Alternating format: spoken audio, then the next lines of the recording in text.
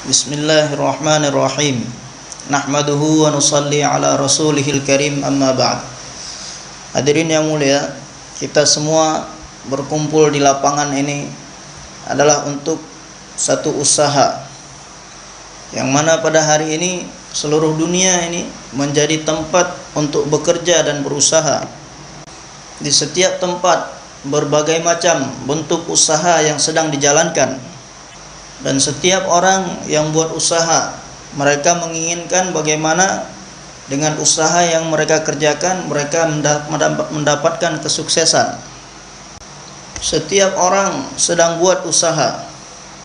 Anak-anak kecil pun yang nampaknya mereka ini sedang bermain. Jika mereka ini ditanya, apa yang sedang kalian kerjakan? Kalian sedang apa? Maka jawabnya adalah kami sedang berusaha buat satu pekerjaan.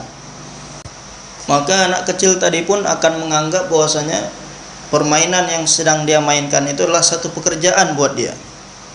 Begitu juga dengan perempuan yang sedang melakukan pekerjaan-pekerjaan di rumahnya. Dia pun menganggap bahwasanya apa yang dia kerjakan itu adalah satu usaha, satu bentuk pekerjaan dan usaha. Bahwasanya dengan pekerjaan yang sedang mereka kerjakan ini nantinya akan menghasilkan makanan, anak-anak bisa makan, kemudian pakaian-pakaian menjadi bersih dan rumah menjadi bersih. Kemudian di luar sana berapa banyak laki-laki dan perempuan yang mereka sedang menggunakan kemampuan mereka, potensi mereka di dalam bidang usaha yang berbeda-beda. Seorang pedagang dalam perdagangannya, dan petani dalam pertaniannya, dan sawah ladangnya, dan pegawai dan pekerja di dalam keahliannya masing-masing. Orang yang memiliki pangkat dan jabatan di dalam pangkat dan jabatan mereka masing-masing. Orang-orang politik dalam politiknya, orang-orang pemerintahan di dalam pemerintahan. Semua saling berlomba-lomba dalam berusaha. Dan setiap bagian masing-masing saling berusaha supaya mencapai puncaknya. Seorang pedagang senantiasa berusaha supaya dia ini menjadi seorang pengusaha pedagang yang besar. Dan setiap petani menginginkan bagaimana dia menjadi pemilik sawah ataupun ladang yang luas-luas. Dan orang yang memiliki pangkat dan jabatan berusaha supaya meningkat sampai kepada mendapatkan pangkat dan jabatan yang paling terakhir. Dan pelajar dan penuntut ilmu, bagaimana mereka ini senantiasa berusaha mendapatkan posisi yang paling pertama di dalam usahanya belajar. Orang-orang politik, bagaimana berusaha supaya dengan politiknya, dengan partainya mendapatkan pemerintahan. Demikian juga dengan pemerintahan, orang-orang yang memiliki pemerintahan, mereka menginginkan supaya mendapatkan pemerintahan yang berterusan untuk jangka waktu yang lama. Dan semuanya menganggap bahwasanya kebahagiaan itu ada di dalam apa yang sedang mereka usahakan. Dan menganggap bahwasanya di situ pasti ada kesuksesan. Sehingga mereka berusaha siang dan malam. Padahal apapun bentuk usaha yang sedang berjalan di atas dunia ini, kesuksesan yang akan didapatkan di dalamnya adalah bukan satu hal yang pasti.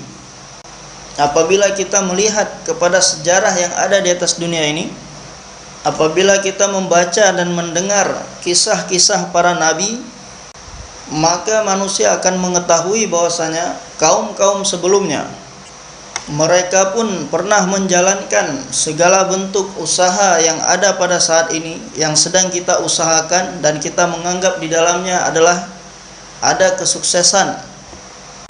Akan tetapi yang mereka dapatkan adalah kegagalan dan kehancuran. Maka pada saat ini dunia ini dipenuhi dengan berbagai macam bentuk usaha dan pekerjaan. Dan di dalam setiap bentuk usaha tersebut orang-orang menginginkan kesuksesan di dalamnya. Begitu juga dengan kita semua yang sedang berkumpul di sini. Berkumpulnya kita di sini adalah untuk satu usaha. Akan tetapi bedanya usaha kita dengan usaha yang ada di seluruh dunia saat ini adalah usaha yang dengannya kita semua berkumpul di sini saat ini bukanlah usaha yang kita buat sendiri. Akan tetapi ini adalah satu usaha yang Allah Subhanahu wa taala berikan kepada hamba-hamba yang Allah Subhanahu wa taala pilih dari setiap kaum, dari setiap kabilah, dari setiap zaman dan di setiap kampung dan setiap daerah. Orang yang paling mulia yang disebut dengan anbiya alaihimus salawatu wa taslimat, Allah telah mengutus mereka untuk buat ini usaha. Usaha yang disebabkannya sekarang kita ini berkumpul di sini. Dan usaha-usaha yang lain yang saya sebutkan sebelumnya, usaha perdagangan, pertanian, pekerjaan, usaha atas pangkat dan jabatan, usaha atas partai atau politik, keadilan dan pemerintahan, hasil yang akan didapatkan dari setiap usaha-usaha tadi bukanlah suatu hal yang pasti, akan tetapi merupakan satu hal yang mungkin. yakni seorang pedagang yang melakukan perdagangan, mungkin dengan perdagangannya tadi dia bisa mendapatkan hasil atau tidak. Begitu juga seorang petani yang berusaha atas pertanian, mungkin dengan usahanya tadi bisa mendapatkan hasil panen ataupun tidak. Dan mungkin juga seorang pedagang dengan perdagangan yang dia buat tadi malah mendapatkan kerugian bukan keuntungan. Demikian juga petani yang sedang mengusahakan pertaniannya mendapatkan satu bencana yang merusak semua pertaniannya sehingga dia tidak mendapatkan panen. Begitu juga orang-orang partai dan politik, mereka berusaha, dengan usahanya tadi mungkin saja mereka mendapatkan pemerintahan. Kalaulah semua partai dan politik ini pasti mendapatkan pemerintahan, maka tidak bisa kita bayangkan dalam satu negara itu ada ratusan ribu perdana menteri. Maka dalam setiap bentuk usaha yang ada di atas dunia ini, kesuksesan yang akan didapatkan di dalamnya adalah bukan satu hal yang pasti. Kemudian jikalaupun mendapatkan kesuksesan di dalam setiap usaha tadi, maka kesuksesan yang didapatkan oleh seorang tidak akan bertahan lama, akan tetapi untuk satu waktu yang terbatas, ataupun paling lama kesuksesan yang akan didapatkan adalah sampai kematian saja. Sedangkan berkumpulnya kita di sini adalah untuk satu usaha yang sangat mulia, yang sangat tinggi, yang mana hasil dari yang akan didapatkan dari usaha ini adalah sesuatu hal yang pasti, yang mana Allah Subhanahu wa taala akan memasukkan cahaya hidayah di dalam hati orang yang buat usaha ini. Usaha yang pasti akan mendapatkan hasil, yakni dengan usaha ini seseorang akan mendapatkan cahaya hidayah. Dan seseorang yang telah mendapatkan cahaya hidayah, maka dia akan mengenal Allah Subhanahu wa taala. Kemudian dia akan mudah untuk mentaati setiap perintah Allah, dan dia akan mudah dalam mengamalkan sunnah Nabi sallallahu alaihi wasallam. Dan pada hari ini dikarenakan kemampuan kita, potensi kita, tenaga kita, kepahaman kita, kepandaian kita, dan ilmu kita, dan amal kita, dan semua hubungan-hubungan kita dan kecintaan kita tidak digunakan untuk usaha ini, maka kita pun saat ini sedang hidup dalam kehampaan dan kekosongan dari cahaya hidayah.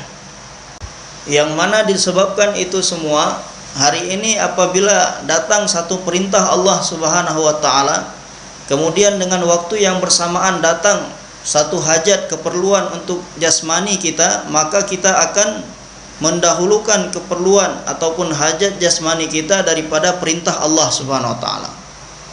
Dari segi duniawi kita mengetahui bahwasanya ini adalah seorang menteri, ini adalah kursi, dan ini adalah seorang polisi, dan ini adalah tentara. Jika kita ini taat kepada mereka, maka kita akan mendapatkan manfaat seperti ini.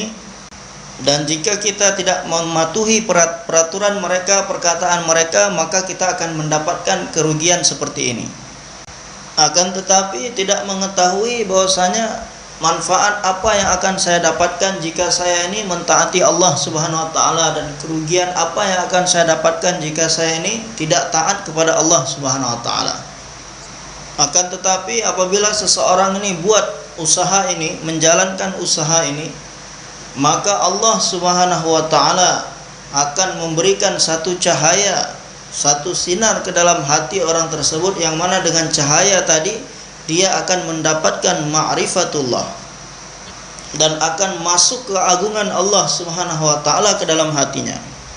Kebesaran Allah, kehebatan Allah, kemuliaan Allah Subhanahu wa taala akan masuk ke dalam hatinya, dan hubungannya akan semakin erat dengan Allah Subhanahu wa taala, dan akan mendapatkan kemanisan dalam kecintaan kepada Allah, dan kedekatannya dengan Allah Subhanahu wa taala semakin hari akan semakin meningkat.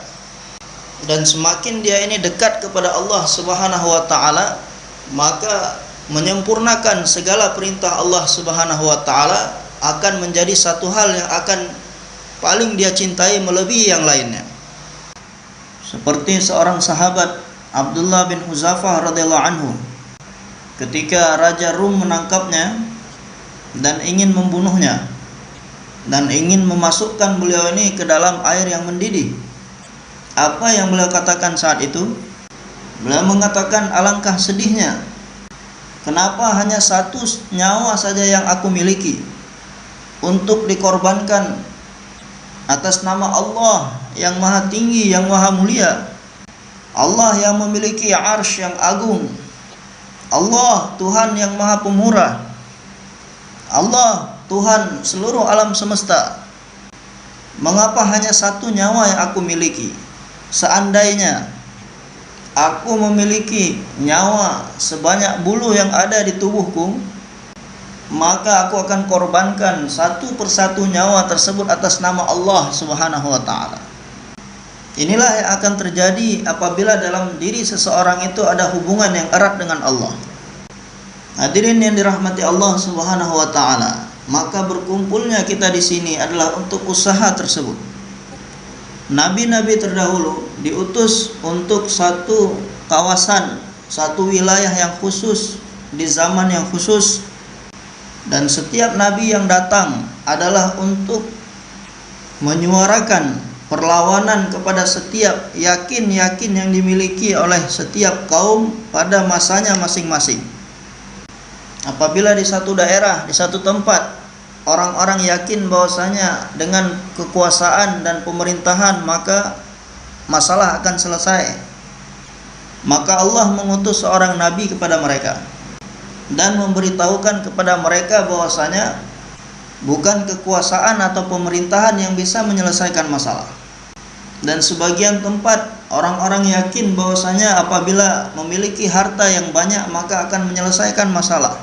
Maka Allah utus seorang nabi kepada mereka untuk menasihati mereka bahwasanya harta yang banyak tidak bisa menyelesaikan masalah, ataupun kurangnya harta ini tidak bisa mendatangkan masalah. Kemudian kepada kaum yang yakin bahwasanya dengan jumlah yang banyak maka masalah akan selesai, Nabi pun datang kepada mereka bahwasanya jumlah yang banyak ini tidak bisa menyelesaikan masalah.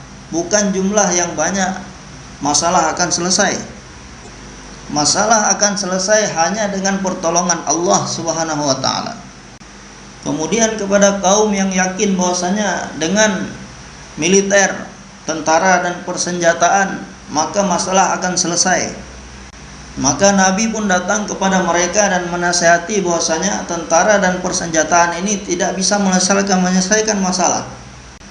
Jika kalian ingin menyelesaikan masalah, hendaknya kalian menjadikan Allah bersama kalian. Dan kepada kaum yang yakin bahwasanya dengan kekuatan fisik masalah akan selesai, maka Nabi pun datang kepada mereka dan memberi nasihat bahwasanya dengan kekuatan fisik ini bukan menyelesaikan masalah, tidak bisa menyelesaikan masalah. Akan tetapi jika Allah bersama kalian maka masalah akan selesai. Dan kepada kaum yang yakin bahwasanya dengan persawahan, pertanian, perkebunan, dan dengan membuat bendungan yang begitu besar, dan dengan perkebun-kebun yang dipenuhi dengan buah-buahan dan bunga-bunga, dan pertanian yang memberikan hasil yang sangat banyak akan menyelesaikan masalah. Nabi pun datang kepada mereka dan memberi nasihat bahwasanya jika Allah bersama kalian maka masalah akan selesai. Dengan benda-benda tadi kalian tidak akan bisa menyelesaikan masalah.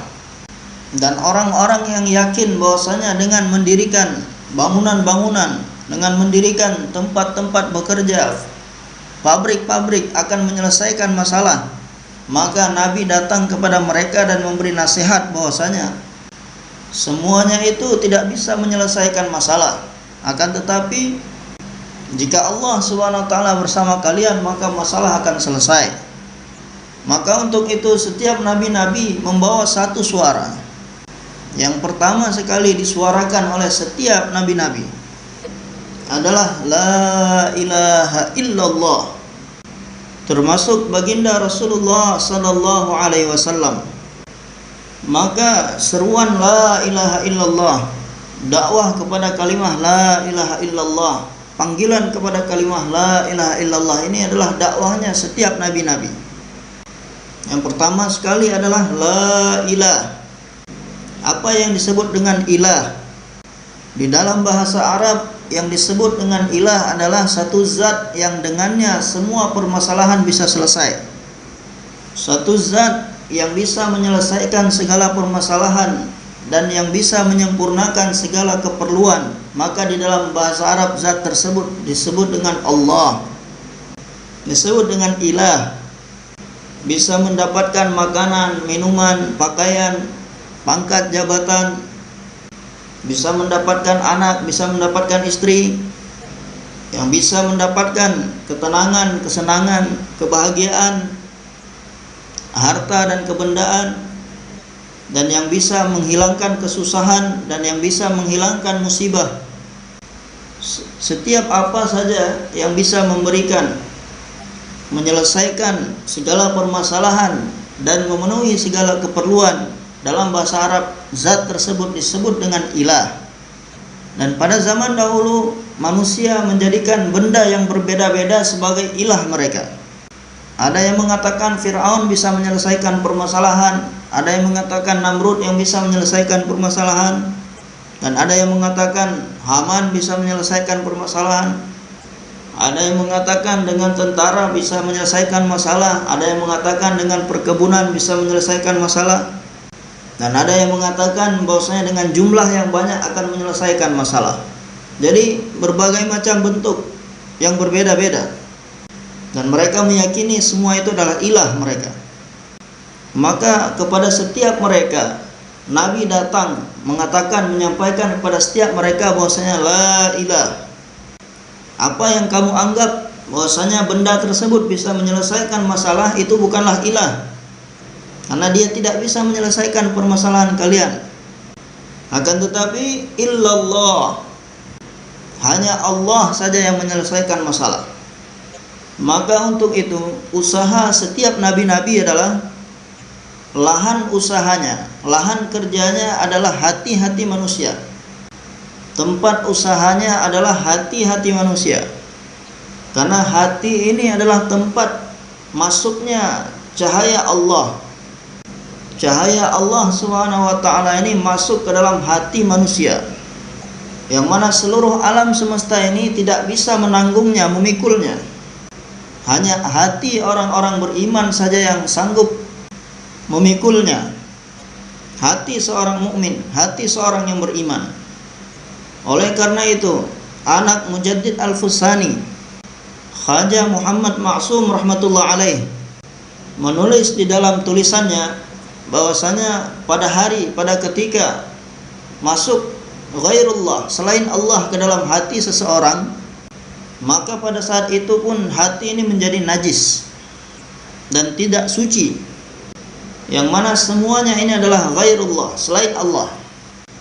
Langit dan bumi, pangkat, jabatan, kedudukan, menteri-menteri dan kementerian, dan penguasa dan kekuasaan, perdagangan dan pertanian, bapak, ibu, saudara laki-laki, saudara perempuan, anak dan istri, teman-teman dan sahabat, ini semua adalah ghairullah, selain Allah. Demikian juga dengan musuh. Ketika hati dimasuki oleh keyakinan kepada semua benda-benda tadi, maka hati pun menjadi tidak suci dan najis. Maka setiap nabi-nabi telah berusaha mengikis habis keyakinan kepada ghairullah melalui la ilah dari hati-hati manusia.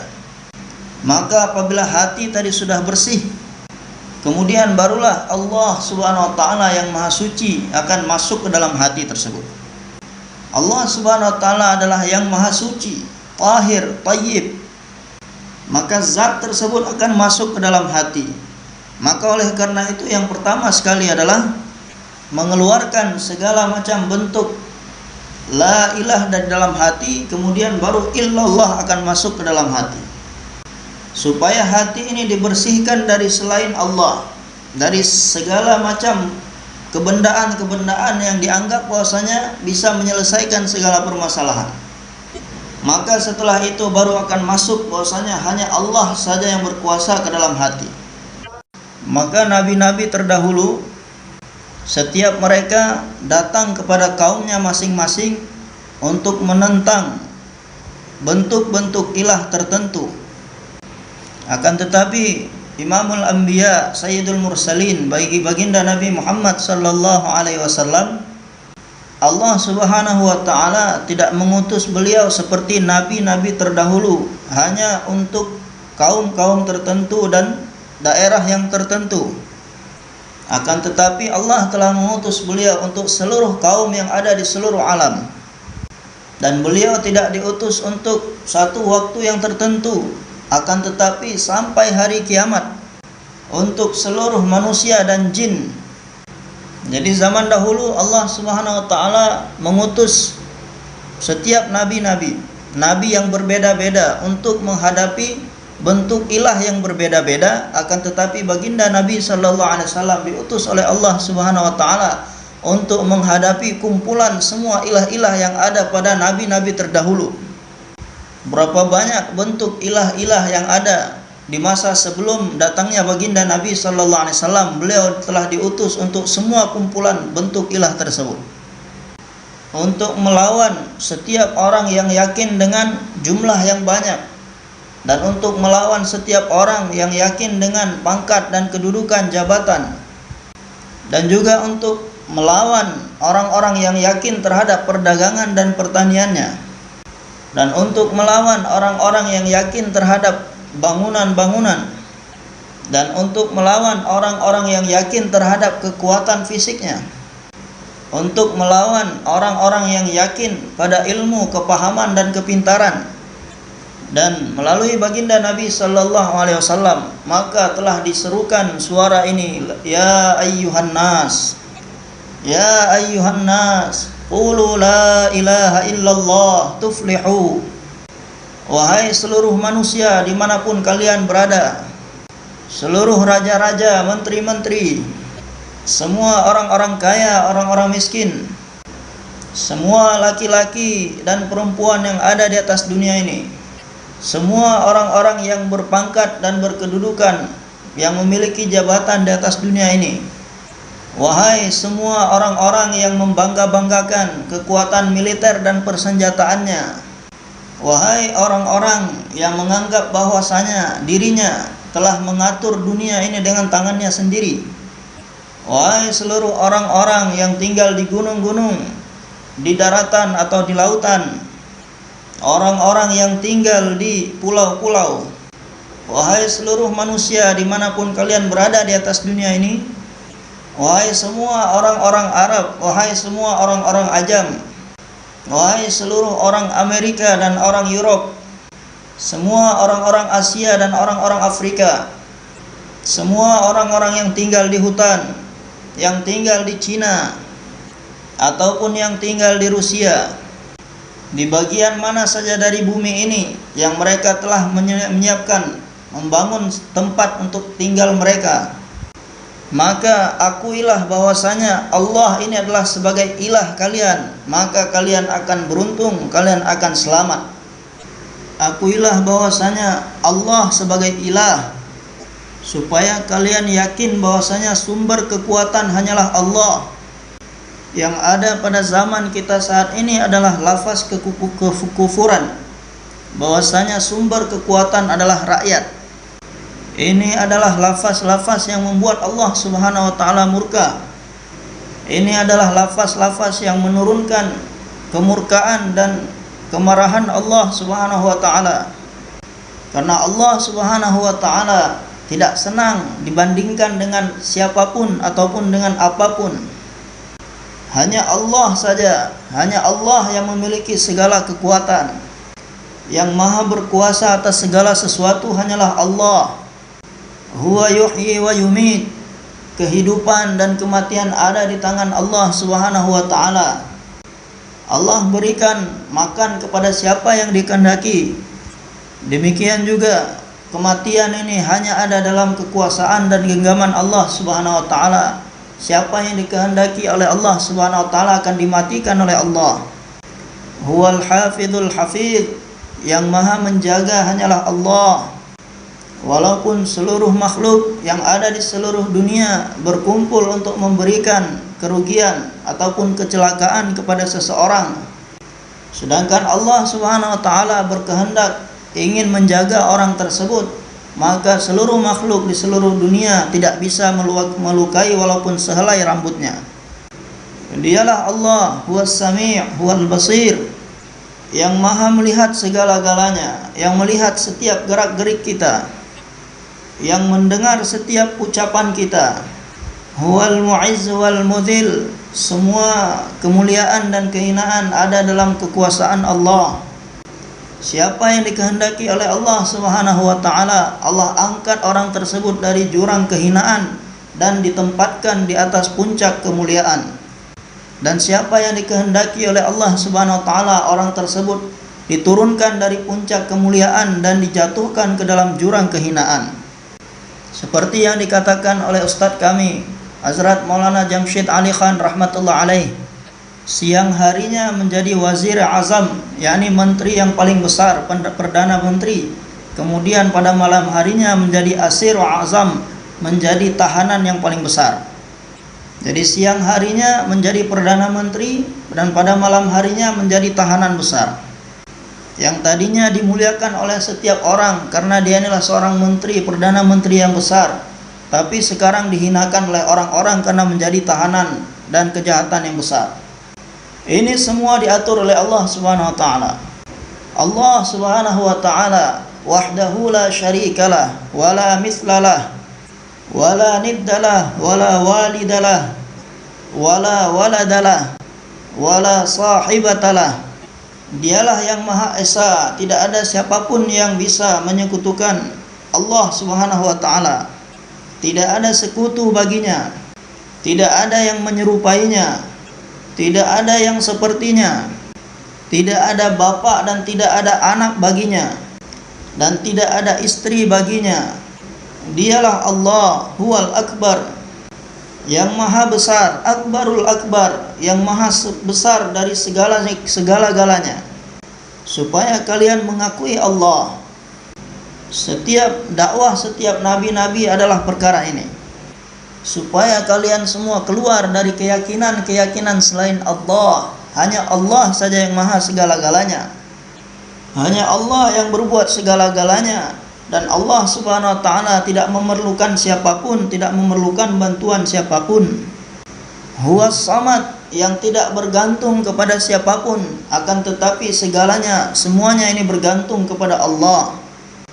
Dialah Allah. Lahu maqalidus samawati wal ard.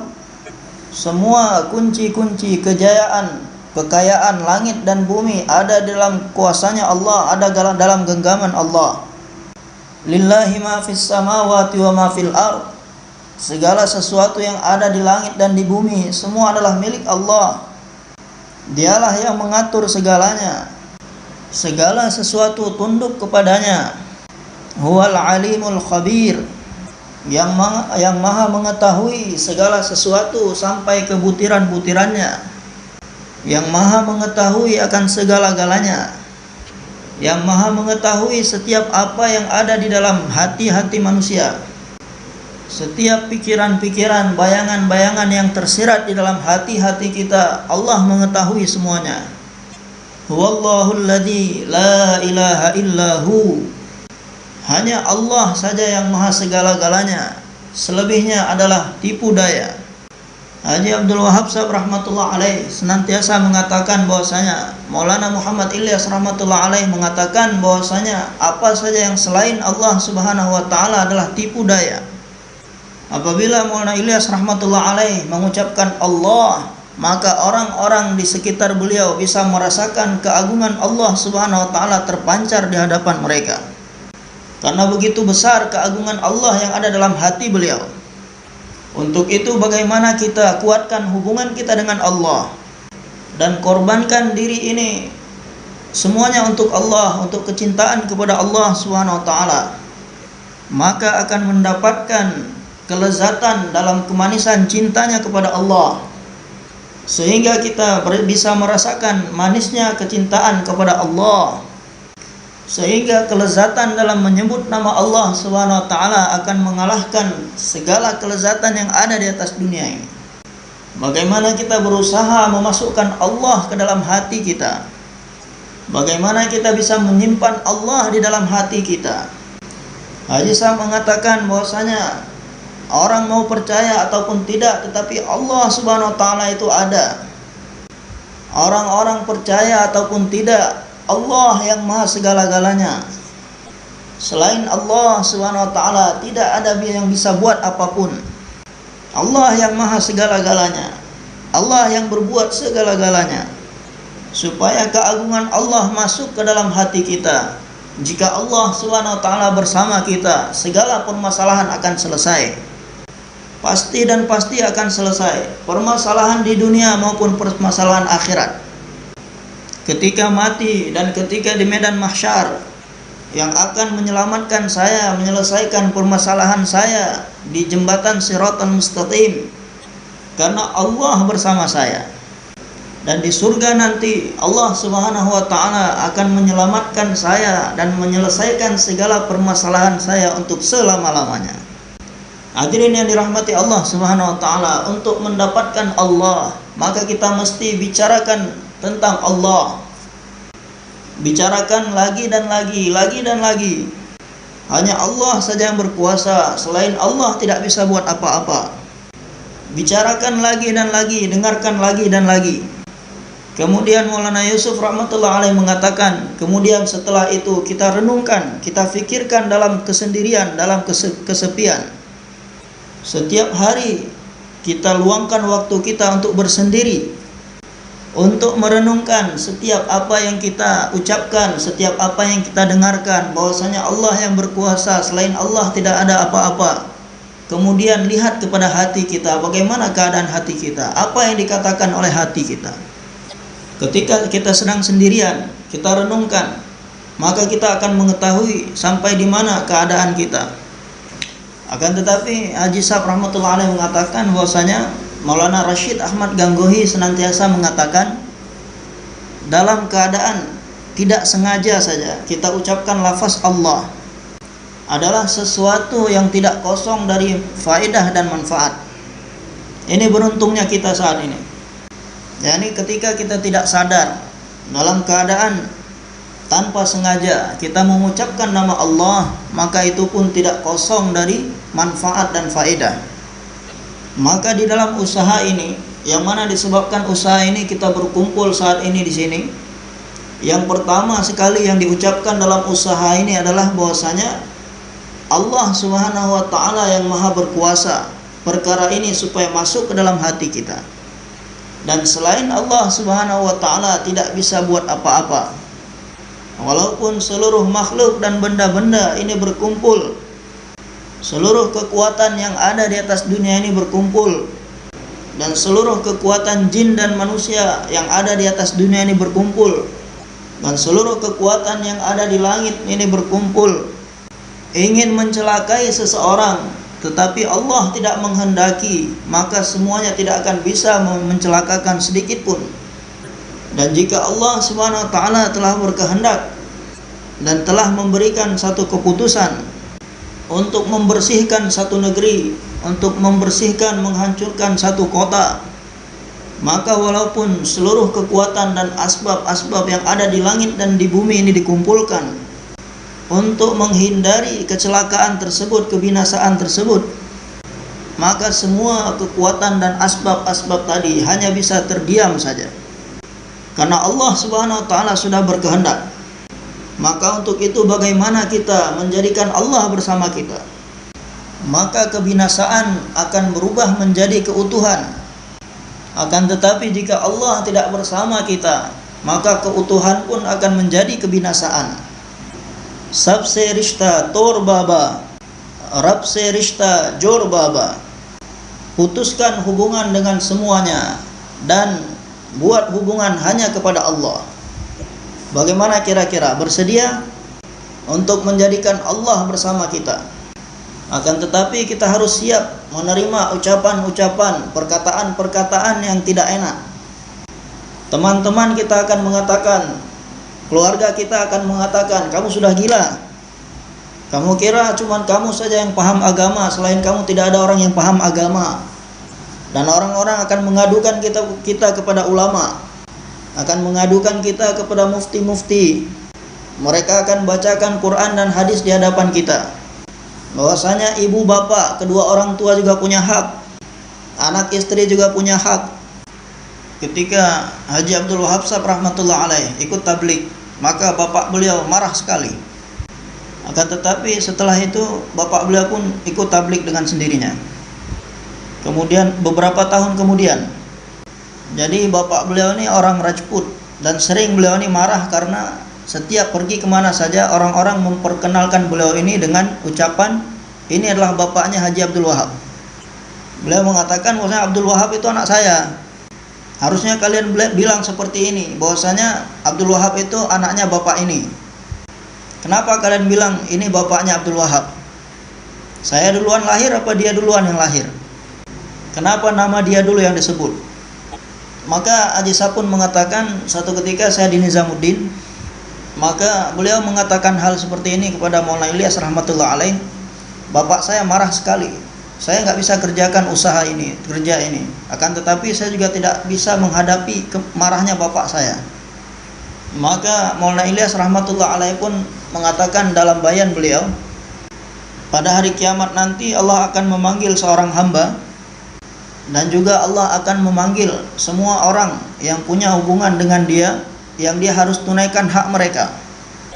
Bapaknya akan dipanggil, ibunya akan dipanggil, anaknya akan dipanggil, istrinya akan dipanggil.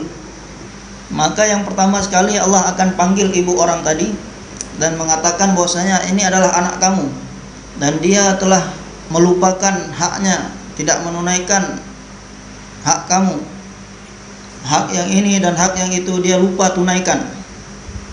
Sekarang apakah kamu mau diberikan hak kamu tadi, ataupun kamu mau yang itu? Itu lihat di depan sana, itu ada surga, lihat. Haji Sahab menyampaikan seperti ini, bahwasanya Maulana Ilyas mengisyarahkan dengan jari beliau seperti ini.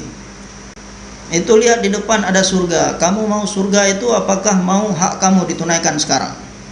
Maka ketika ibunya tadi melihat surga, dia akan katakan, ya Allah, saya mau surga saja. Kemudian Allah akan berfirman, lalu bagaimana dengan hak tadi, apakah kamu maafkan? Saya maafkan semuanya ya Allah. Maka Allah berfirman kepada ibunya, ya sudah, kamu pergi ke surga sana. Kemudian setelah itu akan dipanggil bapaknya, dan difirmankan bahwasanya anakmu telah menyia-nyiakan, melupakan haknya yang ini dan itu. Dia tidak tunaikan hak kamu. Sekarang kamu maunya haknya ditunaikan, ataupun itu di depan lihat ada surga di sana? Apakah kamu mau surga itu ataupun haknya ditunaikan? Oh, maka bapaknya mengatakan, saya ingin surga. Lalu bagaimana dengan hak yang disia-siakan dan dilupakan tadi? Apakah dimaafkan? Bapaknya mengatakan, saya maafkan. Kalau begitu kamu pergi sana ke surga. Kemudian istrinya pun akan dipanggil seperti itu juga, anaknya pun akan dipanggil seperti itu juga. Begitu juga dengan yang lainnya, satu persatu akan dipanggil. Maka semua hak-hak yang disia-siakan tadi semuanya dimaafkan, dan semuanya diberikan surga oleh Allah semuanya sudah ikhlas, maka kemudian Allah pun berfirman kepada orang tersebut, kamu pun pergi sana ke surga. Maka Haji Sahab mengatakan, ketika saya dengarkan ini dari Maulana Ilyas rahmatullah alaih, maka saya mengatakan sekarang masalah sudah selesai. Sekarang sudah tidak ada masalah lagi. Maka kemudian siang dan malam, maka beliau pun tidak mempedulikan rumahnya, ahli keluarganya, saudara-saudaranya. Beliau pun telah menjadikan usaha ini sebagai usaha beliau yang paling utama. Suatu ketika saya sedang melihat tafsir Qurtubi, di sana ada hadis yang isinya sama seperti yang disampaikan oleh Maulana Ilyas rahmatullah alaih. Pada hari kiamat nanti Allah akan memanggil seorang hamba, kemudian Allah akan memaafkan segala hak-hak yang dia lupakan, dan sebagai gantinya Allah subhanahu wa ta'ala memberikan surga kepada ahli-ahli hak tadi. Ini seperti ini ada di tafsir Qurtubi.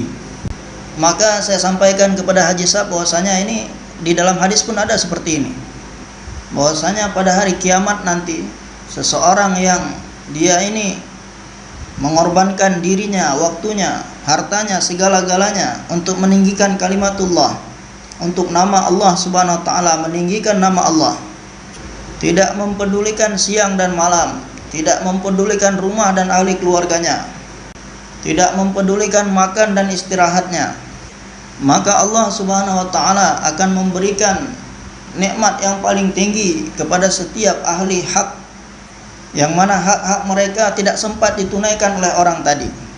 Allah akan ganti dengan surga sehingga mereka memaafkan semua hak-hak mereka, dan semuanya Allah masukkan ke dalam surga. Karena dialah Allah subhanahu wa ta'ala yang maha pemurah, tidak akan ada kekurangan sedikit pun dalam khazanahnya. Dia akan berikan kepada siapapun. Maka hadirin yang dirahmati Allah subhanahu wa ta'ala, yang paling penting itu adalah Allah subhanahu wa ta'ala. Selain Allah subhanahu wa ta'ala tidak ada apa-apanya. Akan tetapi seseorang tidak akan sampai kepada Allah, seseorang tidak akan mendapatkan Allah selama seorang hamba itu tidak melewati jalan Muhammadur Rasulullah. Tanpa Muhammadur Rasulullah, seseorang tidak akan bisa sampai kepada Allah. Jadi sejauh mana seseorang ini mewarnai kehidupannya dengan warna Nabi sallallahu alaihi wasallam, maka sejauh itu pula dia akan mendapatkan kedekatan dengan Allah. Seseorang yang ingin sampai kepada Allah subhanahu wa ta'ala tetapi memilih jalan yang lain selain jalan Muhammadur Rasulullah, maka dia tidak akan sampai kepada Allah. Maka untuk mencapai Allah subhanahu wa ta'ala hanya satu jalan, yakni jalannya Muhammad sallallahu alaihi wasallam. Maka seseorang tidak akan sampai pada tujuannya selagi dia meninggalkan cara Nabi sallallahu alaihi wasallam dan memilih cara yang lain. Dan tujuan itu adalah Allah.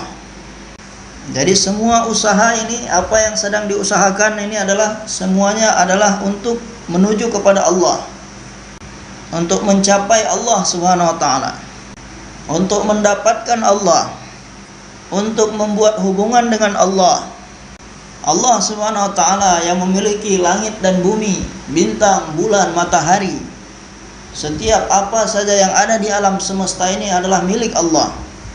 Sekali saja kita buat hubungan dengan Allah, bagaimana supaya hubungan kita terbentuk dengan Allah subhanahu wa ta'ala? Dan dalam membentuk hubungan kita dengan Allah subhanahu wa ta'ala dengan mengikuti, melihat kepada cara Rasulullah sallallahu alaihi wasallam. Jika kita memilih jalannya Rasulullah sallallahu alaihi wasallam, maka kita akan sampai ke tujuan kita. Dan jika kita meninggalkan cara Rasulullah, jalan Rasulullah, kita akan tidak sampai kepada tujuan kita. Maka untuk itu di dalam Al-Quran Allah subhanahu wa ta'ala berfirman bahwasanya kami telah menciptakan jin dan manusia ini untuk beribadah kepada kami, hanya untuk menghambakan diri kepada Allah. Jadi yang disebut dengan hamba itu adalah dia tidak hidup dengan keinginannya sendiri, tidak bisa hidup mengikuti keinginannya sendiri. Hari ini kita memang mengatakan dengan lisan kita bahwasanya kita adalah hamba Allah, akan tetapi kita hidup masih mengikuti keinginan kita. Maka ini tidak sesuai dengan apa yang kita ucapkan. Haji Sahab mengatakan bahwasanya dia ini bohong apabila seorang mengucapkan dengan lisannya la ilaha illallah, akan tetapi dia mengadu kepada selain Allah. maka ini dikatakan dengan bohong, dusta. Lisannya mengucapkan la ilaha illallah, tetapi dia mengadu kepada selain Allah. Dia berjalan kepada selain Allah, dan lisannya mengatakan la ilaha illallah. Jadi di luar lain, di dalam lain. Lisannya lain, hatinya lain. Ketika kita mengatakan hamba Allah, dan hamba ini dia tidak hidup sesuai dengan keinginannya. Karena seorang hamba, seorang sahaya ataupun budak, hidupnya bukan mengikuti keinginannya. Dia mengerjakan hanya apa yang diperintahkan oleh tuannya. Nah, sekarang tuannya mengatakan bahwasanya setiap hari 5 waktu memanggil hamba tersebut. Tapi hamba tersebut mengatakan bahwasanya terserah saya mau duduk di toko saya saja. Ketika waktu subuh tuannya memanggil, maka dia mengatakan bahwasanya saya ingin tidur di dalam selimut saya saja. Maka ini tidak sesuai dengan ucapan hamba tadi. Yang dinamakan hamba adalah walaupun di tengah malam jam 2 malam tuannya membangunkan, dia tidak akan bisa menolak. Bahkan bukan hamba sahaya, orang yang bekerja menerima gaji, dia pun tidak bisa menolak ataupun mengingkari atasannya. Jadi walaupun ada perintah dari atasannya jam 3 malam, dia pun tidak bisa mengingkarinya. Padahal dia bukan seorang hamba. Apalagi kalau dia ini seorang hamba. Karena hamba ini dia tidak punya apa-apa, dirinya sendiri dia tidak miliki. Setiap apa saja yang dia punya ini adalah milik tuannya. Begitu juga dengan keadaan kita saat ini. Kita mengatakan bahwasanya uang yang ada di kantong kita ini adalah milik kita. Allah mengatakan bagaimana bisa milik kamu, sedangkan kamulah seorang hamba. Demikian juga mata ini adalah milik saya, terserah saya menggunakan seperti apa. Allah mengatakan bagaimana ini mata bisa jadi punya kamu, sedangkan kamu adalah hambaku, kata Allah. Dan kamu sendiri mengatakan bahwa saya adalah hamba Allah. Jadi seorang hamba hanya mengerjakan apa yang diperintahkan oleh tuannya. Dan seorang hamba bisa menggunakan sesuatu hanya sebatas yang diizinkan oleh tuannya. Dan seorang hamba akan makan apa yang diberikan oleh tuannya, hanya meminum apa yang diberikan oleh tuannya.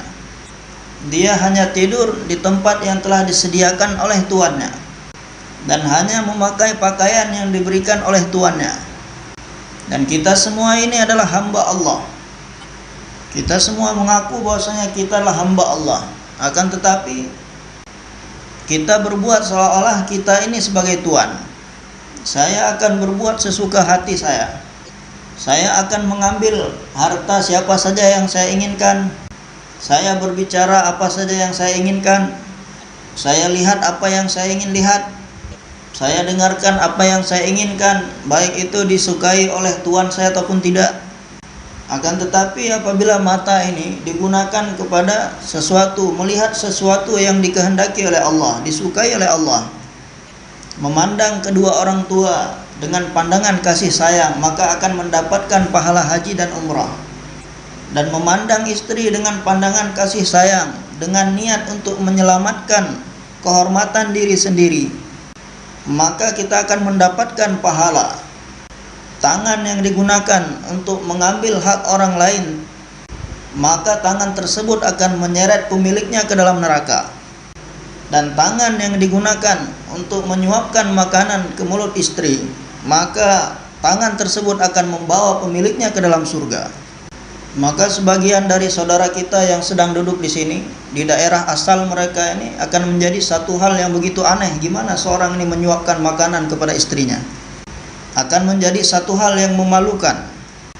Ada sebagian daerah yang seperti itu, asing dengan perkara ini. Jadi dulu ketika kami sedang keluar, jemaah ketika itu ada Mulai Abdurrahman, kemudian guru kami Mulai Khursyid, semua kami satu jemaah. Kemudian ada satu Mulai Sab di dalamnya.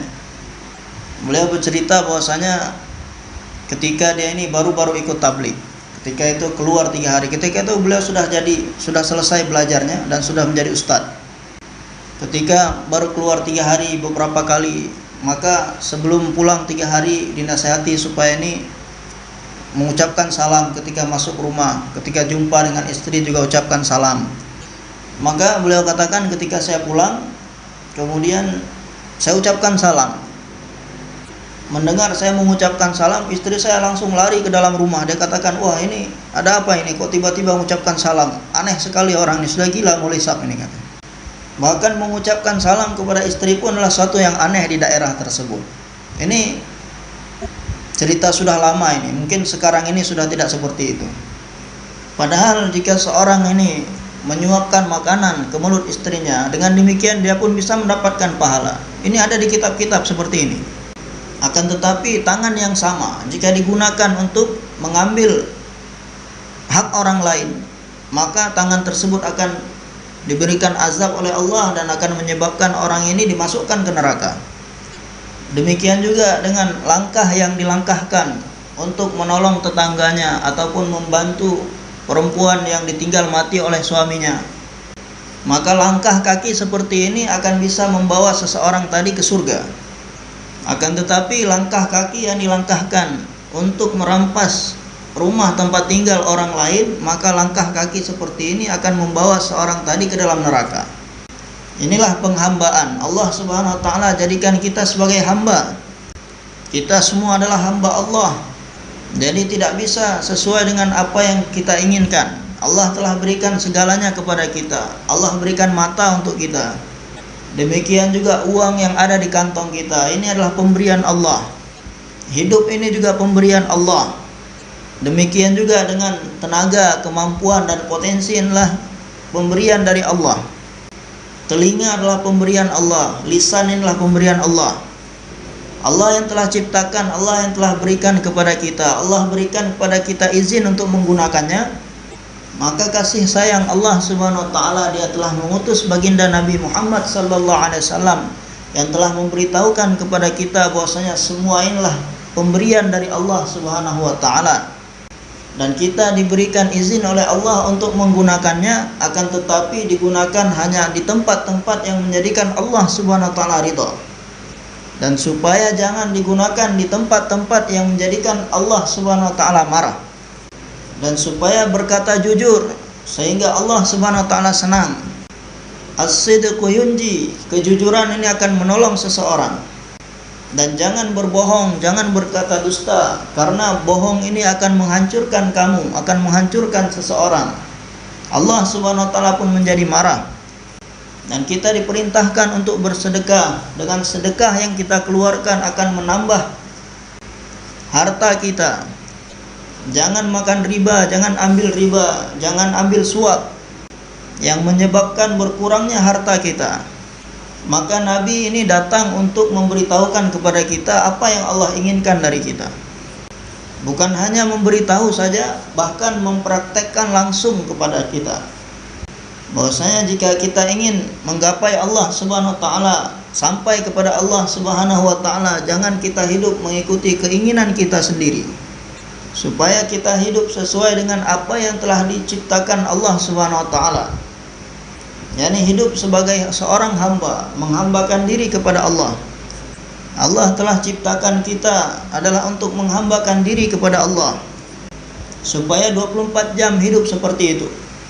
Seluruh manusia dari Nabi Adam alaihissalam sampai manusia yang terakhir di atas dunia ini, tanggung jawab mereka semuanya adalah supaya menghambakan diri kepada Allah Subhanahu wa taala. Apa yang dikehendaki oleh Allah Subhanahu wa taala supaya dikerjakan, dan apa yang dilarang oleh Allah Subhanahu wa taala supaya ditinggalkan. Bagaimana cara mengetahuinya? Yakni dengan jalan Muhammadur Rasulullah. Apa yang Allah Subhanahu wa taala inginkan dari seorang hamba adalah hanya beberapa waktu yang Allah inginkan, siang dan malam ini. Apabila datang panggilan Allah Subhanahu wa taala dalam 5 waktu ini, supaya kalian tinggalkan segala-galanya supaya datang ke rumahku. Dan semua masjid-masjid yang ada di dunia ini adalah anak-anaknya Baitullah. Semuanya adalah rumah Allah. Setiap hari 5 kali dipanggil oleh Allah Subhanahu wa taala, wahai hamba-hambaku, datanglah ke rumahku. Wahai hamba-hambaku, supaya kalian ini tunduk di depan perintahku. Setiap laki-laki dan perempuan ini adalah hamba-hamba Allah. supaya mereka hidup dalam 24 jam ini sebagai hamba Allah, menghambakan diri kepada Allah. Bagaimana supaya setiap kalian hamba-hambaku mengetahui apa yang aku inginkan setiap saat dan keadaan dalam 24 jam. Dan jika aku ini adalah sebagai Tuhan kalian, pencipta kalian, aku adalah sebagai pemelihara kalian yang memberi kepada kalian, supaya dalam 24 jam ini kalian ingat kepadaku. Ingatlah aku, supaya kalian ini menetapkan waktu-waktu untuk berzikir kepadaku, mengingat Allah Subhanahu wa ta'ala. Tuhan saya adalah Allah, pemilik saya adalah Allah, penguasa saya adalah Allah. Allah. Mengingat Allah Subhanahu wa ta'ala dengan membaca kitabullah, Al-Quranul Karim. Kemudian apalagi yang Allah Subhanahu wa ta'ala inginkan dari kita, supaya kita ini satu sama lain hidup sebagaimana dengan sesama saudara kandung kita, yang satu ibu dan satu bapak. Inna rabba rabbul wahid wa innal aba abal wahid. Tuhan hanyalah satu, yakni Allah Subhanahu wa ta'ala. Bapak pun satu, yakni Adam alaihissalam. Kita semua adalah anak-anak Adam alaihissalam. Maka untuk itu kita diperintahkan untuk memiliki sifat sebagaimana akhlak baginda Nabi sallallahu alaihi wasallam. Bagaimana pergaulan Nabi sallallahu alaihi wasallam dengan istrinya, pergaulan beliau dengan hamba-hamba sahayanya, pergaulan beliau dengan tetangganya, bagaimana perlakuan Nabi kepada orang yang lebih tua, bagaimana perlakuan beliau kepada yang lebih muda, kepada anak-anak, bahkan bagaimana perlakuan beliau kepada musuh sekalipun. Ini juga diberitahukan oleh Nabi sallallahu alaihi wasallam. Bahkan beliau pun menyampaikan bagaimana hendaknya memperlakukan hewan-hewan.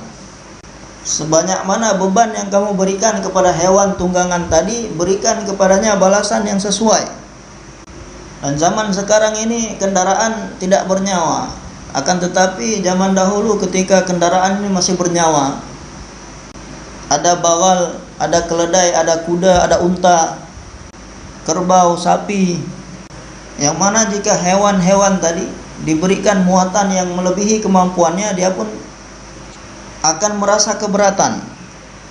Begitu juga dengan kendaraan-kendaraan zaman sekarang ini. Di belakangnya tertulis bahwasanya kendaraan ini sanggup mengangkut berat 200 kilo, 150 kilo. Akan tetapi yang terjadi malah 2 kali lipat, 3 kali lipat, 5 kali lipat lebih dari itu dimasukkan ke dalam situ. Maka kehidupan Nabi sallallahu alaihi wasallam ini merupakan uswatun hasanah, satu contoh teladan yang paling baik, supaya manusia ini menjadi manusia yang sesungguhnya. Bagaimana supaya manusia ini menjadi manusia yang sesungguhnya? Maka yang pertama sekali dia mesti hidup sesuai dengan abd, hidup dalam penghambaan dirinya kepada Allah. Dan seorang hamba dalam 24 jam hendaknya melihat apa yang diinginkan Tuhan saya, apa yang diinginkan oleh Allah Subhanahu wa ta'ala dari saya, dan bagaimana cara untuk menyempurnakannya yang telah diberitahukan dan dicontohkan oleh baginda Nabi sallallahu alaihi wasallam. Maka saya akan menyempurnakan keinginan Allah Subhanahu wa ta'ala seperti itu. Maka salat adalah untuk perkara ini, ilmu juga untuk perkara ini, zikir juga untuk perkara ini, ikramul muslim juga untuk perkara ini.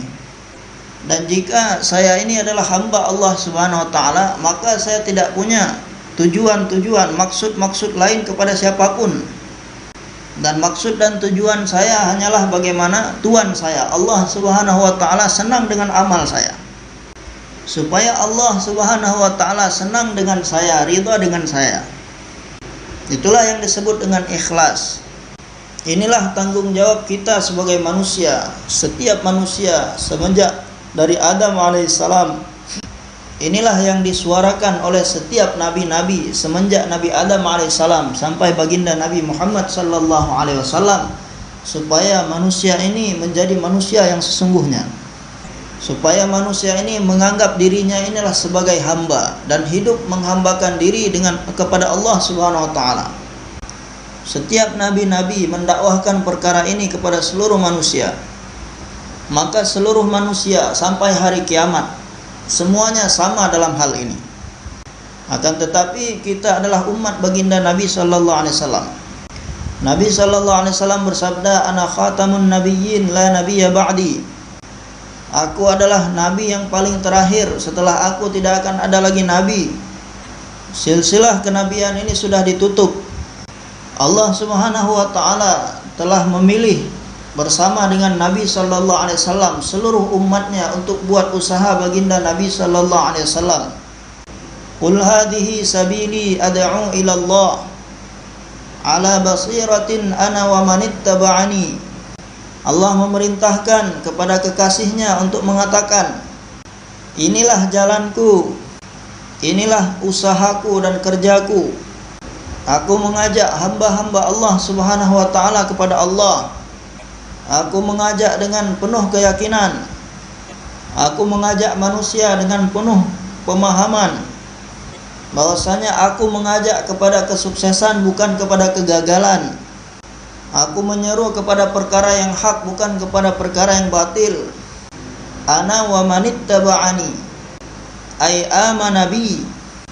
Inilah usahaku, kerjaku, dan siapa saja yang beriman kepadaku, yang mengakui bahwasanya aku adalah seorang nabi dan rasul, ini juga merupakan kerjanya.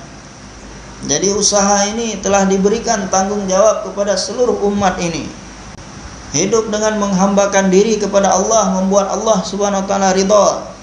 Dan untuk umat Muhammad sallallahu alaihi wasallam ini ada dua tanggung jawab. Yang pertama adalah membuat Allah Subhanahu wa taala ridha. Hidup dengan penghambaan, dan disebabkan khatmun nubuwahnya baginda Rasulullah sallallahu alaihi wasallam supaya hidup menjadi penerus baginda Nabi sallallahu alaihi wasallam, menjadikan usaha baginda Nabi sallallahu alaihi wasallam sebagai usaha kita.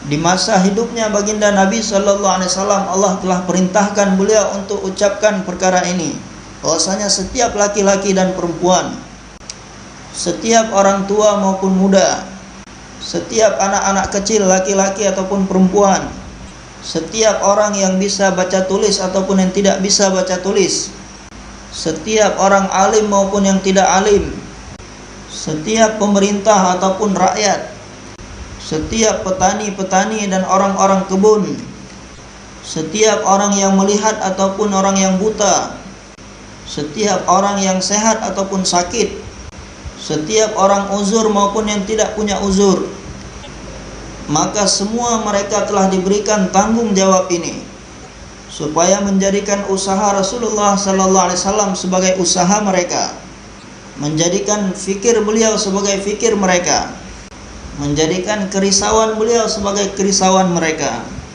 menjadikan kesedihan beliau sebagai kesedihan mereka, supaya memikirkan hidayah untuk seluruh umat, memikirkan siang dan malam bagaimana seluruh manusia selamat dari neraka, untuk membawa seluruh manusia ke jalan-jalan surga, untuk menyampaikan seluruh manusia kepada surga.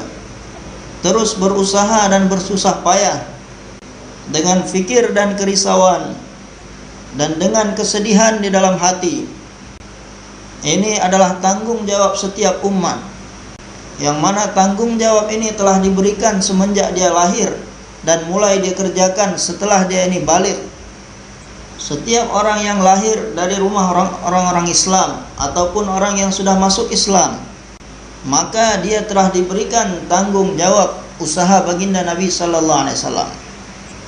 Ini tanggung jawab datang dari Allah Subhanahu wa taala, dan berbagai macam bentuk usaha untuk menjalankan usaha tersebut.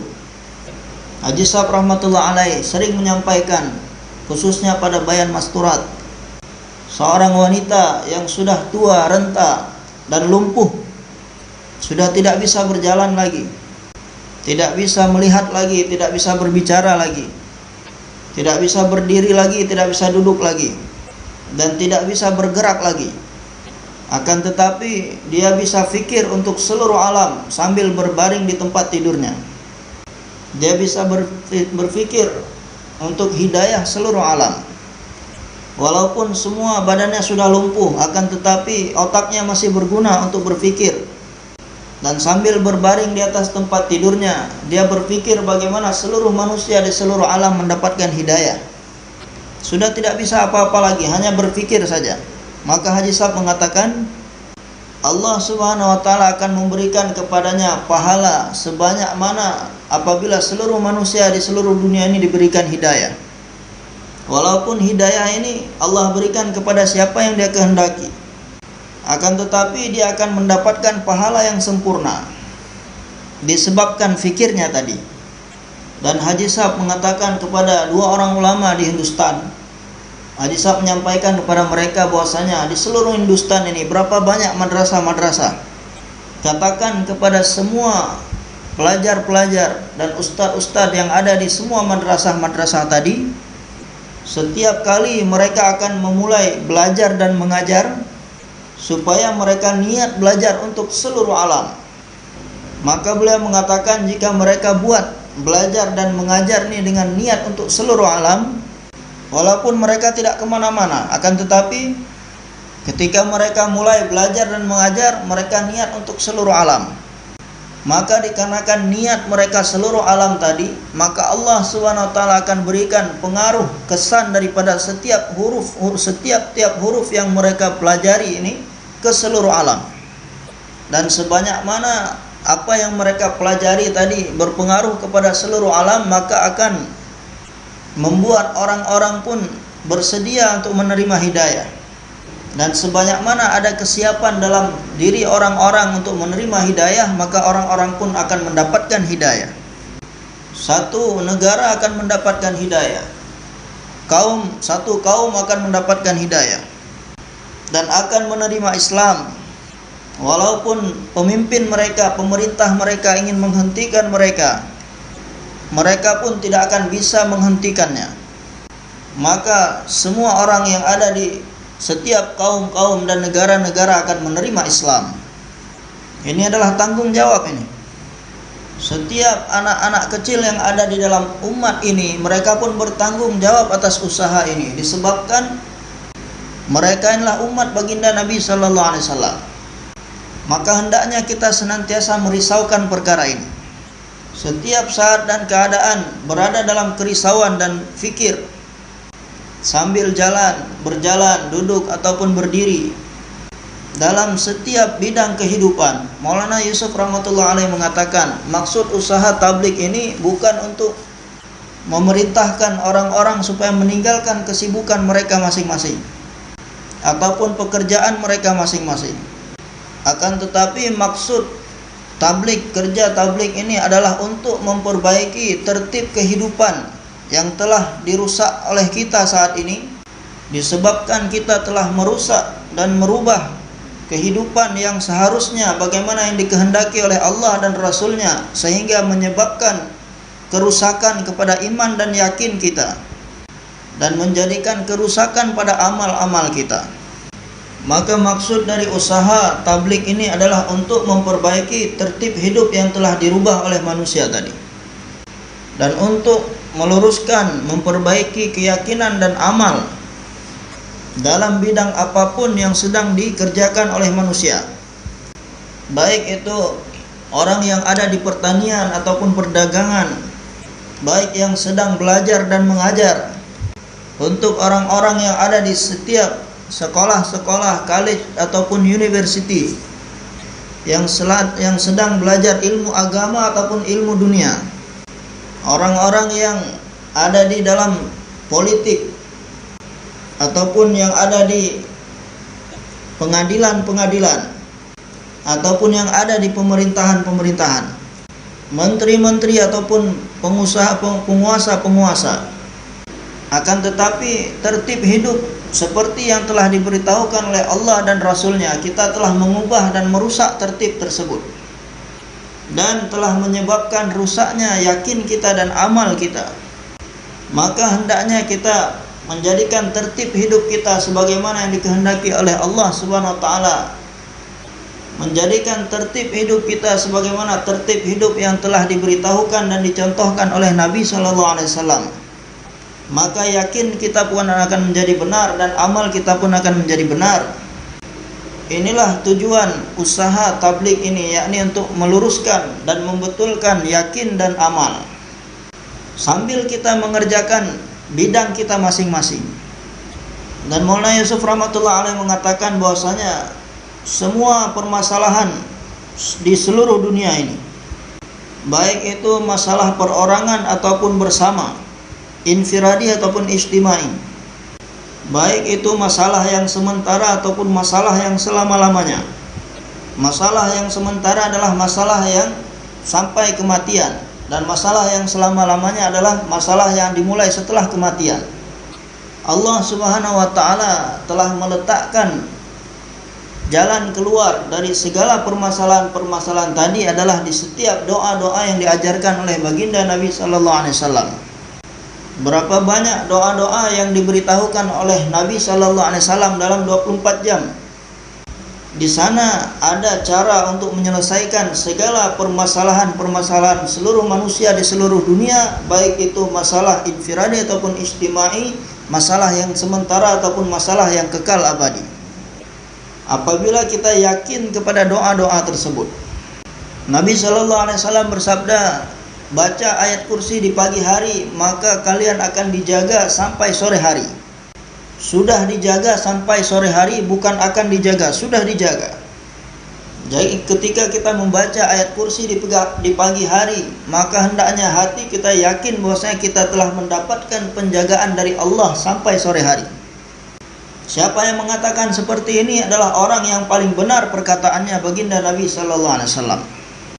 Beliau mengatakan bahwasanya baca ayat kursi di sore hari maka kalian sudah dijaga sampai pagi hari, sudah dijaga, bukan akan dijaga. Maka tidak ada siapapun yang bisa mencelakai kita.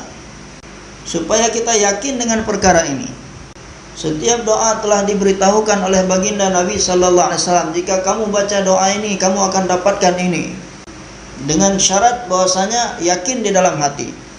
Jadi seseorang akan mendapatkan manfaat dari doanya ketika dalam hatinya ada keyakinan terhadap doa tersebut. Yang pertama sekali, supaya ada yakin terhadap doa tersebut di dalam hati. Kemudian setelah itu supaya kita pelajari. Jika kita sudah tahu manfaat daripada satu doa dan yakin di dalam hati kita, kemudian yang selanjutnya yang harus kita kerjakan adalah mempelajari doa tersebut.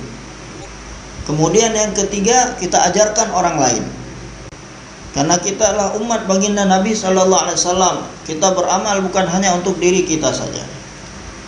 Maka jalan keluar, cara untuk menyelesaikan dari segala permasalahan seluruh manusia di seluruh dunia adalah pada setiap doa yang telah diajarkan oleh baginda Nabi sallallahu alaihi wasallam.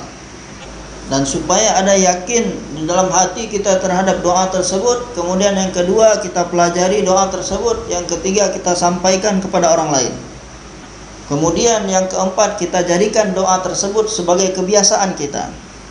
Jadi tidak cukup hanya dengan sekali membaca, tetapi dijadikan sebagai kebiasaan.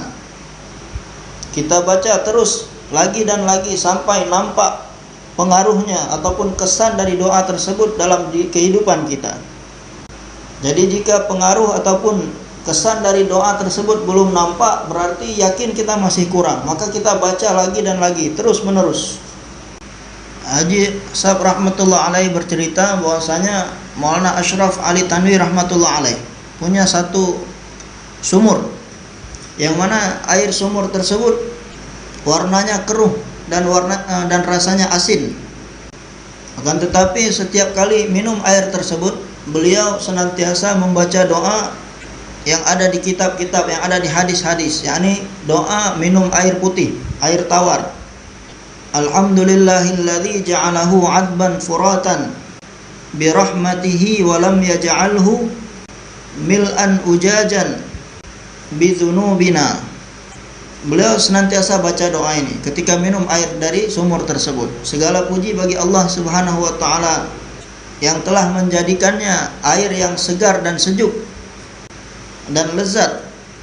Padahal air dari itu sumur tersebut bukan air yang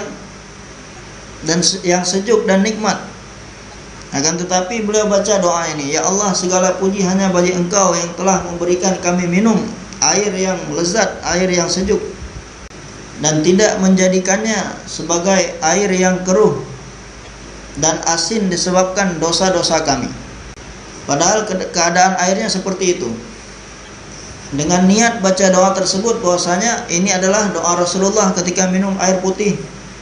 Mudah-mudahan dengan doa seperti ini air kita pun menjadi bagus dan lezat. Maka Haji Sab mengatakan bahwasanya selama 12 tahun Hazrat Maulana Ashraf Ali Tanwi rahmatullah alaih terus baca doa ini selama 12 tahun. 12 tahun kemudian maka air dari sumur tersebut pun menjadi air yang bagus dan bersih. Akan tetapi tidak ditinggalkan doa tersebut, dibaca terus. Kalau kita sekarang baru doa 2 kali sudah kita tinggalkan. Kita doa 3 kali kemudian kita tinggalkan. Jadi usaha kita adalah mengetuk pintu saja. Minta terus, lagi dan lagi, lagi dan lagi. Apabila kita ini adalah seorang hamba dan Allah adalah Tuhan kita, tidak ada yang bisa memberikan kepada kita selain Dia, maka hendaknya kita menyempurnakan dan kita jadikan amalan kita sehari-hari setiap doa yang diajarkan oleh Nabi sallallahu alaihi wasallam kepada kita. Dan Maulana Yusuf rahmatullah alaih mengatakan, kapan doa ini akan dikabulkan oleh Allah Subhanahu wa taala? Ketika kita ini berusaha menghidupkan sunnah Nabi sallallahu alaihi wasallam, cara hidup Nabi sallallahu alaihi wasallam di setiap bidang kehidupan yang sedang kita jalani dan setiap apa saja bidang kehidupan yang dijalani oleh manusia. Kita hidupkan dan kita jalankan cara Nabi sallallahu alaihi wasallam di situ, maka doa ini pun akan dikabulkan oleh Allah Subhanahu wa taala. Dan kita tidak akan mengetahui apa saja cara hidup sunnah Rasulullah sallallahu alaihi wasallam di setiap bidang-bidang kehidupan ini selagi kita ini tidak buat hubungan dengan para ulama. Setiap apa saja kita berusaha untuk bertanya kepada ulama. Saya bekerja di bidang ini, apa saja perintah Allah Subhanahu wa taala, sunnah Rasulullah sallallahu alaihi wasallam yang mesti saya jalankan dan saya hidupkan di bidang yang sedang saya jalani ini, supaya kita bertanya hal ini kepada ulama dan kemudian kita berusaha untuk mewujudkannya dan mengamalkannya. Maka ketika kita mulai berusaha untuk menghidupkannya dan menjalankannya, setiap perintah Allah dan sunnah Rasulullah yang berkaitan dengan bidang kehidupan kita tadi, maka doa kita pun langsung diterima oleh Allah, dikabulkan oleh Allah. Bersedia semua insyaAllah. Maka ini adalah 2 tanggung jawab. Yang pertama, sebagai manusia tanggung jawabnya adalah setiap saat dan keadaan kita hidup menganggap diri kita ini sebagai hamba Allah dan sebagai umat Muhammad sallallahu alaihi wasallam. Kita berusaha menjadikan usaha Nabi sallallahu alaihi wasallam sebagai usaha kita. Dan kita sediakan diri kita untuk perkara ini. Dan apabila 2 tanggung jawab ini kita jalankan, kita sempurnakan, dan setiap amal yang berkaitan dengan 2 tanggung jawab ini kita kerjakan, kita sempurnakan, maka balasan apa yang Allah akan berikan kepada kita? Allah berfirman dalam Al-Quran, Ya ayyuhalladzina amanu hal adullukum ala tijaratin tunjikum min adzabin alim. Wahai orang-orang beriman, kita bersyukur kepada Allah Subhanahu wa taala. Allah dudukkan kita di sini. Allah golongkan kita sebagai orang-orang beriman. Jadi di luar sana masih banyak orang, mereka juga orang beriman. Allah Subhanahu wa taala berfirman, wahai orang-orang beriman, tidakkah ku beritahukan satu perdagangan, satu perniagaan yang bisa menyelamatkan kalian dari azab yang pedih, supaya kalian ini beriman kepada Allah dan Rasulnya. Jadi kita inilah orang-orang beriman. Kemudian kita diperintahkan lagi untuk beriman kepada Allah Subhanahu wa taala dan Rasulnya. Maksudnya adalah supaya iman kita ini mencapai puncak kesempurnaan. Karena iman yang ada pada kita saat ini belum mencapai puncak kesempurnaan iman. Maka Allah berfirman, perniagaannya adalah supaya kalian mencapai puncak keimanan, kesempurnaan iman. Orang yang bisa mencapai kesempurnaan iman ini, puncak kesempurnaan iman ini adalah orang yang dalam 24 jam dia hidup sebagai hamba Allah, menghambakan diri kepada Allah. Bahwasanya saya adalah hamba Allah. Orang yang menyempurnakan tanggung jawabnya yang pertama, dia ini akan mencapai puncak kesempurnaan iman. Setiap saat dan keadaan dia memandang kepada zat Allah Subhanahu wa taala, kepada Tuannya. Apa yang Allah perintahkan kepada saya saat ini, bagaimana caranya saya menyempurnakannya dengan cara Nabi sallallahu alaihi wasallam. Terus dalam keadaan seperti ini, dalam makan, minum, tidur, ketika sedang bekerja, setiap saat dan keadaan senantiasa memperhatikan apa perintah Allah dan menyempurnakannya dengan cara baginda Nabi sallallahu alaihi wasallam. Maka orang seperti ini akan terus meningkat menuju puncak kesempurnaan iman. Supaya yakin terhadap setiap janji-janji Allah dan ancaman-ancaman Allah. Supaya yakin terhadap janji-janji Rasul dan ancaman-ancaman atau peringatan-peringatan Rasul. Yakin kepada setiap janji Allah dan Rasulnya, yakin terhadap setiap cara yang dicontohkan oleh Rasulnya. Maka inilah yang akan membawa seseorang kepada puncak kesempurnaan iman. Dan ini adalah iman yang dikehendaki. Dan berjihadlah kalian di jalan Allah Subhanahu wa taala dengan diri dan harta kalian. Berusahalah dengan sungguh-sungguh untuk meninggikan agama Allah Subhanahu wa taala. Kemudian ketika berusaha untuk meninggikan agama Allah, kalimat Allah Subhanahu wa taala, jika harus berhadapan dengan musuh, kemudian waktu sudah datang untuk mengorbankan nyawa, maka korbankan nyawa kalian untuk menghidupkan nama Allah Subhanahu wa taala di dunia. Kalimatullahi hiyal ulya, supaya kalimat Allah Subhanahu wa taala menjadi yang paling tinggi, dan supaya agama yang dikirimkan oleh Allah Subhanahu wa taala ini menjadi yang paling tinggi. Walaupun harus mengorbankan nyawa, saya akan korbankan. Walaupun harus mengorbankan harta, saya akan korbankan. Walaupun harga diri saya mesti dikorbankan, saya akan korbankan. Segala kemampuan dan potensi saya harus dikorbankan, saya akan korbankan. Semuanya akan saya korbankan untuk meninggikan agama Allah Subhanahu wa taala. Nyawa akan saya korbankan, harta akan saya korbankan.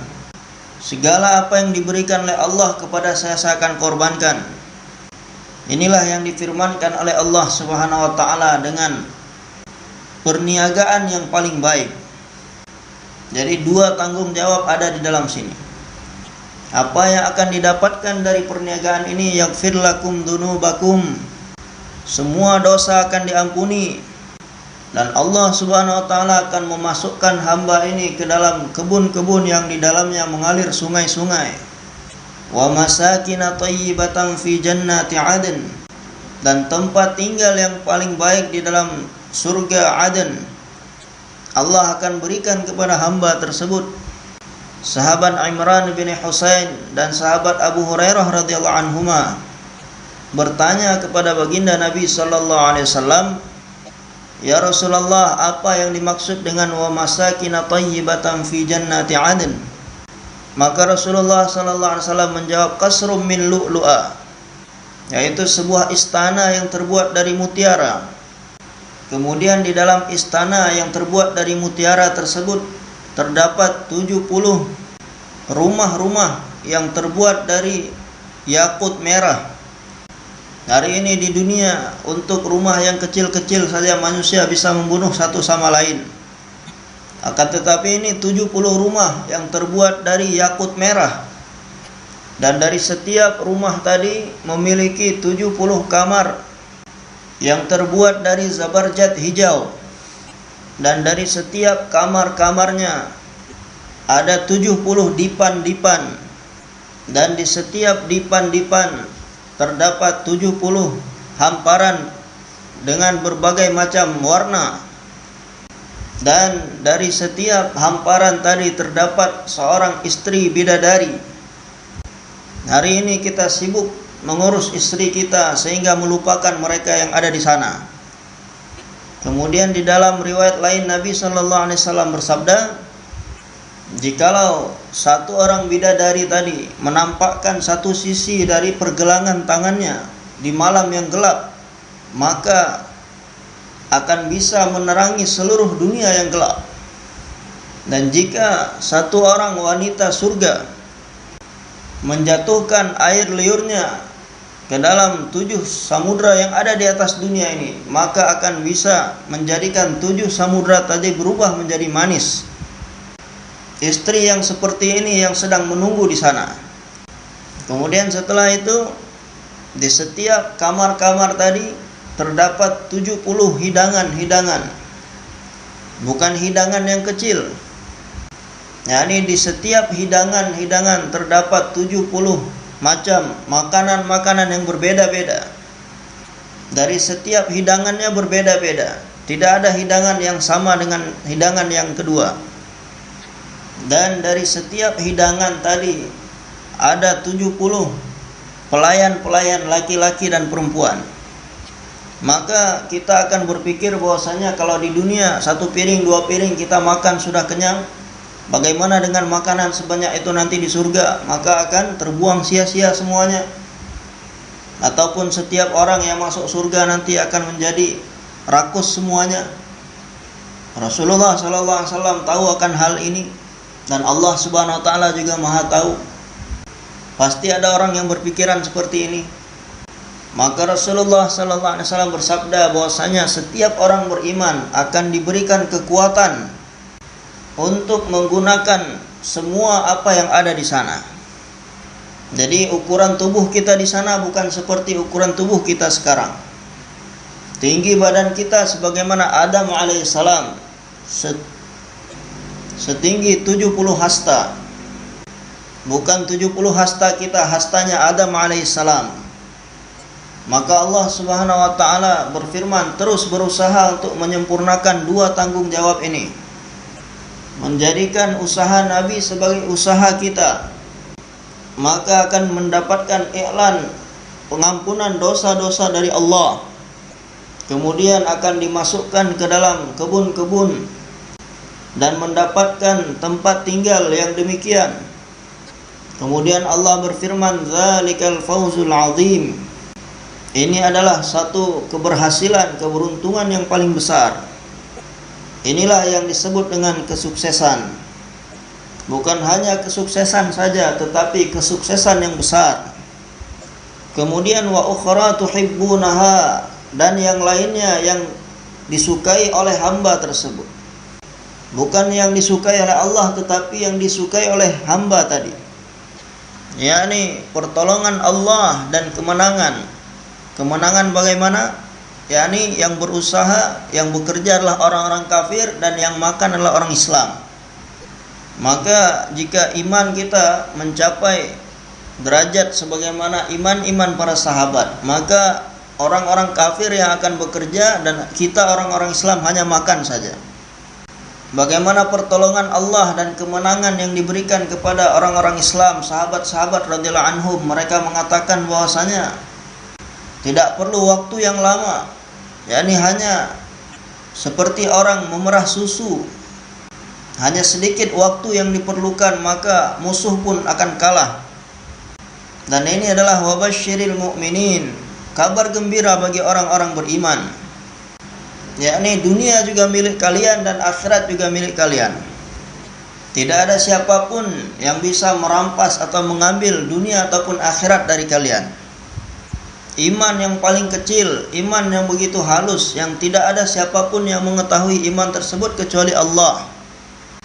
Yang mana dengan iman yang begitu halus, yang begitu kecil yang dimiliki seseorang, dia akan melalui berbagai macam azab dan kemudian yang paling terakhir akan dimasukkan ke dalam surga. Maka dia akan diberikan kebahagiaan dengan mendapatkan surga yang luasnya 10 kali lipat dunia. Inilah keadaan orang yang memiliki iman hanya sebesar zarah saja. Kemudian bagaimana dengan keadaan orang yang masuk surga tanpa hisab? Bagaimana kenikmatan yang akan dia dapatkan? Hadirin yang dirahmati Allah Subhanahu wa taala, kenapa kita hari ini tertipu dengan keduniaan?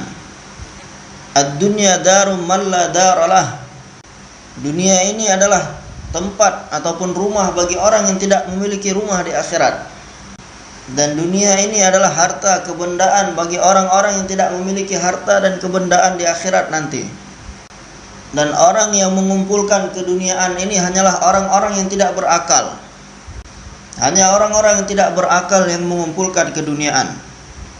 Rasulullah sallallahu alaihi wasallam yang bersabda seperti ini.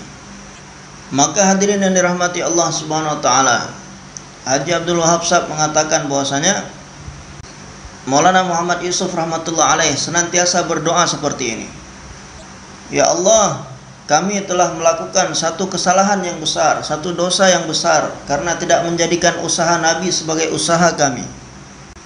Yang mana disebabkan itu semua, maka seluruh dunia orang bermaksiat kepada Engkau. Jadi semua kejahatan dan kemaksiatan yang terjadi di seluruh dunia ini terjadi disebabkan oleh saya. Bukan kami, tetapi saya. Setiap kita. Coba kita renungkan apa yang sudah kita jalankan dari usaha Nabi sallallahu alaihi wasallam. Dan berapa banyak yang telah kita gunakan untuk menyempurnakan keinginan dan hawa nafsu kita sendiri. Mana yang lebih banyak kita usahakan? Usaha Nabi sallallahu alaihi wasallam ataupun usaha untuk menyempurnakan segala keinginan dan hawa nafsu kita. Jadi kami telah melakukan satu dosa yang sangat besar, kesalahan yang sangat besar karena tidak menjadikan usaha Nabi sebagai usaha kami. Yang mana disebabkan dosa kami yang besar tersebut menyebabkan terjadinya segala kemaksiatan dan kerusakan di atas muka bumi, di seluruh dunia. Ya Allah, maafkanlah kami, ampunilah kami. Setiap kita yang duduk di sini semua saat ini, pada saat ini juga di dalam hati kita mohon ampun, minta maaf kepada Allah Subhanahu wa taala. Sambil kita mengakui kesalahan kita, dosa-dosa kita kepada Allah. Ya Allah, kami benar-benar orang yang telah berbuat dosa dan kesalahan. Ya Allah, saya hanya mengutamakan rumah saya, keluarga saya. Hanya memikirkan pekerjaan saya. Hanya memperhatikan pangkat dan jabatan saya. Hanya memperhatikan keperluan-keperluan anak istri saya. Dan saya tidak pernah memperhatikan usaha baginda Nabi sallallahu alaihi wasallam, usaha atas agama baginda Nabi sallallahu alaihi wasallam. Yang mana agama ini terus berkurang dari dunia ini. Orang-orang Islam menuju kepada kekufuran. Dan orang-orang kafir terus berjatuhan ke dalam neraka. Dan saya terus lalai dengan kesenangan hidup saya sendiri. Ya Allah, benar-benar saya ini telah melakukan satu dosa dan kesalahan. Saya mengakui kesalahan saya mengakui dosa saya, ya Allah. Dan saya memohon ampun dan mohon maaf kepada Engkau, ya Allah. Ampunilah saya, maafkanlah saya, ya Allah. Di dalam hadis disebutkan bahwasanya barang siapa yang membaca istighfar ini sebanyak 3 kali, maka walaupun dosanya sebanyak buih di lautan, maka Allah akan ampuni segala dosa-dosanya. Haji Abdul Wahab Sahab rahmatullah alaih mengatakan bahwasanya kita senantiasa beristighfar memohon ampun untuk kesalahan-kesalahan kita, kekurangan-kekurangan kita, tetapi kita tidak pernah memohon ampun, minta maaf kepada Allah karena kita tidak menjadikan usaha Nabi sallallahu alaihi wasallam sebagai usaha kita. Maka bagaimana kita beristighfar mohon ampun kepada Allah Subhanahu wa taala karena kita ini tidak menjadikan usaha Nabi sallallahu alaihi wasallam sebagai usaha kita. Kita juga perlu beristighfar dan memohon ampun kepada Allah atas perkara ini untuk diri kita. Maka kita beristighfar, astaghfirullahalladzi la ilaha illa huwal hayyul qayyum wa atubu ilaih. Baca sebanyak 3 kali. Astaghfirullahalladzi la ilaha illa huwal hayyul qayyum wa atubu ilaih. Astaghfirullahalladzi la ilaha illa huwal hayyul qayyum wa atubu ilaih. Kita baca doa ini, istighfar ini dengan niat, ya Allah, ampunilah dosa-dosa kami dan ampunilah dosa umat seluruh alam. Maulana Muhammad Ilyas rahmatullah alaih mengatakan bahwasanya hendaknya kita beristighfar kepada Allah. Beliau senantiasa berdoa, ya Allah, Ampunilah setiap dosa dan kesalahan umat ini, yang mana disebabkan dosa dan kesalahan tersebut umat ini telah terhalang daripada usaha yang mulia ini. Ya Allah, kami beristighfar memohon ampun kepadamu untuk seluruh umat. Ampunilah umat ini ya Allah. Ini doa tetapnya Maulana Ilyas rahmatullah alaih, senantiasa berdoa seperti ini. Bagaimana kita senantiasa beristighfar mohon ampun untuk seluruh umat. Kemudian kita niat dan kita azam setelah hari ini, setelah kita bertaubat, untuk menjadikan usaha ini sebagai usaha kita. Kita akan menggunakan segala kemampuan, potensi dan tenaga kita, diri dan harta kita, hanya untuk usaha ini, supaya agama ini wujud di dunia ini, supaya nama Allah subhanahu wa ta'ala menjadi tinggi. Walaupun nyawa yang harus dikorbankan, saya akan korbankan. Harta yang harus terkorbankan, saya akan korbankan. Semua kita niat seperti ini insyaallah.